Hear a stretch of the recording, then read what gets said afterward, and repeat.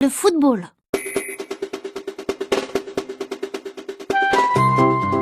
Alceste nous a donné rendez-vous à un tas de copains de la classe pour cet après-midi dans le terrain vague, pas loin de la maison.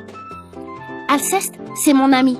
Il est gros, il aime bien manger. Et s'il nous a donné rendez-vous, c'est parce que son papa lui a offert un ballon de football tout neuf. Et nous allons faire une partie terrible.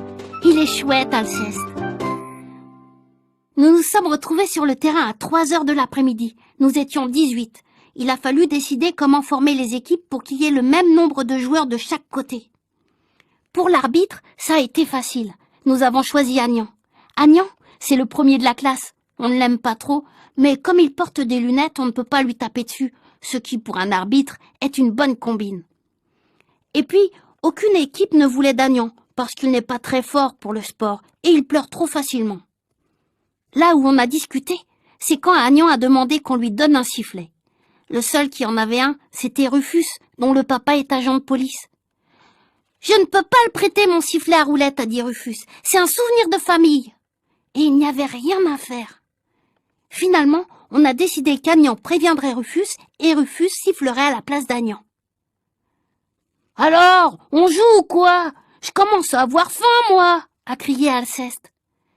Mais là où c'est devenu compliqué, c'est que si Agnan était arbitre, on n'était plus que 17 joueurs. Ça en faisait un de trop pour le partage. Alors, on a trouvé le truc. Il y en a un qui serait arbitre de touche et qui agiterait un petit drapeau chaque fois que la balle sortirait du terrain. C'est Mexan qui a été choisi. Un seul arbitre de touche, ce n'est pas beaucoup pour surveiller tout le terrain, mais Mexan court très vite. Il a des jambes très longues et toutes maigres, avec de gros genoux sales. Mexan, il ne voulait rien savoir. Il voulait jouer au ballon, lui. Et puis, il nous a dit qu'il n'avait pas de drapeau. Il a tout de même accepté d'être arbitre de touche pour la première mi-temps. Pour le drapeau, il agiterait son mouchoir qui n'était pas propre, mais bien sûr, il ne savait pas en sortant de chez lui que son mouchoir allait servir de drapeau. « Bon, on y va ?» a crié Alceste. Après, c'était plus facile. On n'était plus que 16 joueurs. Il fallait un capitaine pour chaque équipe, mais tout le monde voulait être capitaine. Tout le monde, sauf Alceste, qui voulait être Gaule, parce qu'il n'aime pas courir. Nous, on était d'accord. Il est bien Alceste comme Gaule. Il est très large et il couvre bien le but. Ça laissait tout de même 15 capitaines et ça en faisait plusieurs de trop. « Je suis le plus fort !» criait Eudes. « Je dois être capitaine et je donnerai un coup de poing sur le nez de celui qui n'est pas d'accord. »« Le capitaine, c'est moi. Je suis le mieux habillé !» a crié Geoffroy. Et Eudes lui a donné un coup de poing sur le nez.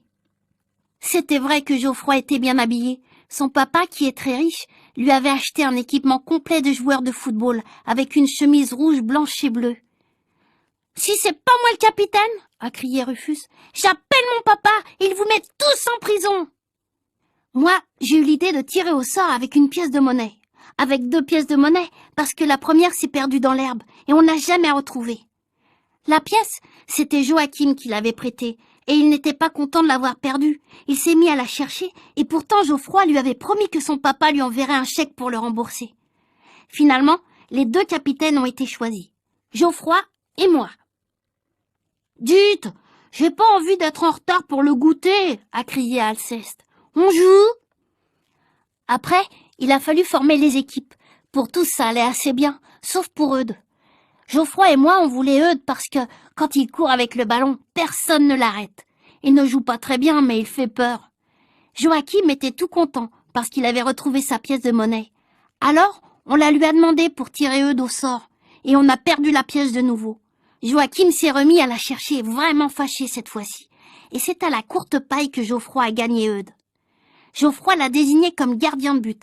Il s'est dit que personne n'oserait s'approcher de la cage et encore moins mettre le ballon dedans. Eudes se vexe facilement. Alceste mangeait des biscuits assis entre les pierres qui marquaient son but. Il n'avait pas l'air content. « Alors, ça vient, oui !» il criait. On s'est placé sur le terrain. Comme on n'était que 7 de chaque côté, à part les gardiens de but, ça n'a pas été facile. Dans chaque équipe, on a commencé à discuter. Il y en avait des tas qui voulaient être avant-centre. Joachim voulait être arrière droit, mais c'était parce que la pièce de monnaie était tombée dans ce coin, et il voulait continuer à la chercher tout en jouant. Dans l'équipe de Geoffroy, ça s'est arrangé très vite, parce que Eudes a donné des tas de coups de poing, et les joueurs se sont mis à leur place sans protester et en se frottant le nez. C'est qu'il frappe dur, Eudes. Dans mon équipe, on n'arrivait pas à se mettre d'accord, jusqu'au moment où Eudes a dit qu'il viendrait nous donner des coups de poing sur le nez à nous aussi. Alors, on s'est placé. Agnan a dit à Rufus « Siffle !» Et Rufus, qui jouait dans mon équipe, a sifflé le coup d'envoi. Geoffroy n'était pas content. Il a dit « C'est malin! Nous avons le soleil dans les yeux! Il n'y a pas de raison que mon équipe joue du mauvais côté du terrain !»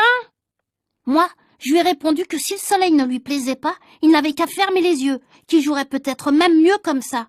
Alors nous nous sommes battus. Rufus s'est mis à souffler dans son sifflet à roulette. « Je n'ai pas donné l'ordre de siffler !» a crié Agnan. « L'arbitre, c'est moi !» Ça n'a pas plu à Rufus, qui a dit qu'il n'avait pas besoin de la permission d'Agnan pour siffler, qu'il sifflerait quand il en aurait envie. Non mais tout de même. Et il s'est mis à siffler comme un fou. « Tu es méchant, voilà ce que tu es !» a crié Agnan qui a commencé à pleurer. « Hé les gars !» a dit Alceste dans son but. Mais personne ne l'écoutait. Moi je continuais à me battre avec Geoffroy.